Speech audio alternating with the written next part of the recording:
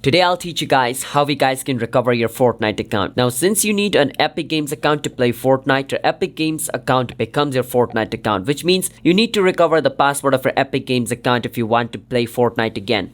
So for that, first you need to search for Epic Games. Once you search for Epic Games, click on the first link. It'll take you to the official website of Epic Games. From over here, click on the person looking icon at the top right corner. It'll take you to the login page. Now once you're in the login page, first enter the email. Now whichever email you used when you created your Fortnite account, enter that, click on continue. Or in a simple term, enter your Epic Games email. Once you click on continue, on the next step, it is going to ask you to enter the password of your account. Now since we don't remember the password, we need to click on forgot your password. Once we do that, it is going to send like a verification code to your email, whichever email is linked with your Epic Games account. Enter the mail over here, click on send email. Once you do that, go open your email. Once you open your email, you will receive something like this from Epic Games. Click on reset password and it'll take you to the password resetting page. And on this page, what you need to do is enter your new password which you want for your Epic Games or your Fortnite account. Enter it again to confirm it. Click on reset password and your password will be changed and your account will be recovered. That is how you guys can recover your Fortnite account.